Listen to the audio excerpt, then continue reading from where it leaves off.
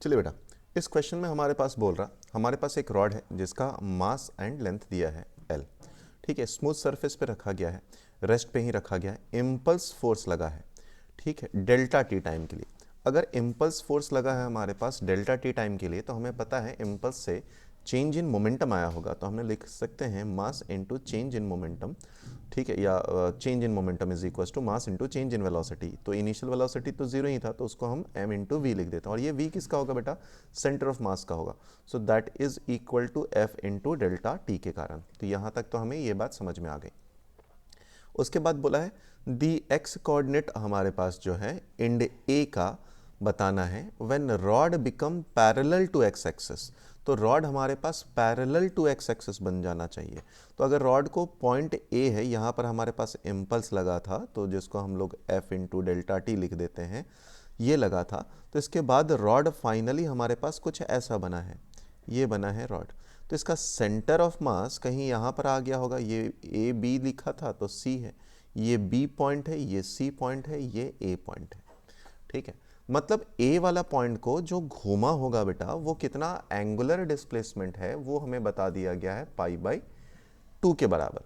तो pi by 2 हमारे पास इसके लिए एंगुलर डिस्प्लेसमेंट है, ठीक है। चलिए, तो हम लोग कहानी को स्टार्ट करते हैं। अब देखो, तो हमें सबसे पहले क्या निकालना है, यहाँ से यहाँ तक का डिस्टेंस।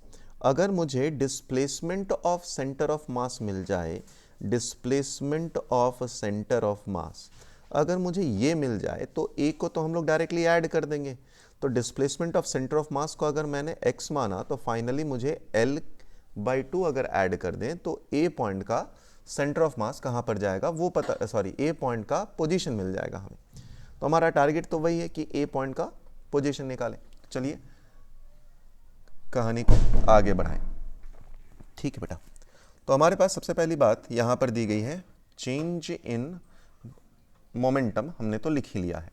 अगला लिखते हैं एंगुलर, क्योंकि ये एंगुलर इंपल्स भी यहाँ पर, या थीटा हमारे पास एंगुलर डिस्प्लेसमेंट है, तो हमें लिखना पड़ेगा एंगुलर मोमेंटम। तो कंजर्वेशन ऑफ एंगुलर मोमेंटम लिखा जाए, conservation of angular momentum, angular momentum, conservation of angular momentum किसके बराबर लिख सकते हैं हम लोग, mv पहले था, ठीक है, जस्ट टकराया, इनटू सेपरेशन है L/2। तो अगर सेंटर ऑफ मास के अबाउट आप कंजर्वेशन ऑफ एंगुलर मोमेंटम ले रहे, तो जो डिस्टेंस है हमारे पास वो L/2 है, that is equal to I about centre of mass, I into omega. चलिए इसी बात को लिखते हैं, तो mvc into L/2 that should be equal to ml² into omega, ठीक है। अब चाहो तो आप ओमेगा को v/L से भी आगे लिख सकते हैं, ठीक है, नहीं तो हम लोग ओमेगा भी रहने देते हैं, दोनों में से कुछ भी बात रहने दें। तो मान लो हमने ओमेगा ही रहने दिया, बाद में देख लेंगे। तो हमारे पास क्या क्या बातें आ गई, यहाँ से m से m चला जाएगा, L से L चला जाएगा, ml चला गया, ये गया हमारे पास 6 से।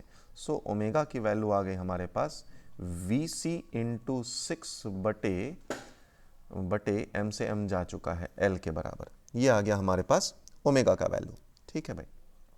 चलिए बहुत ही बढ़िया, हमें ओमेगा पता चल गया। अच्छा, थीटा हमें नोन है, तो since we know that theta is equal to omega into time.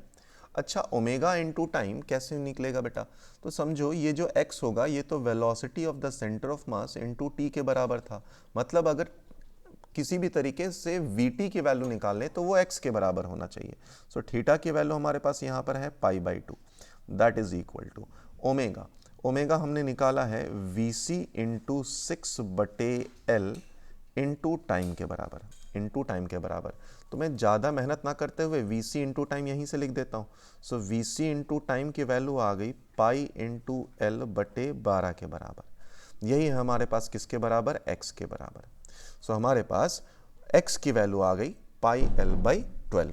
Now हमसे पूछा गया था क्या, position of A, position of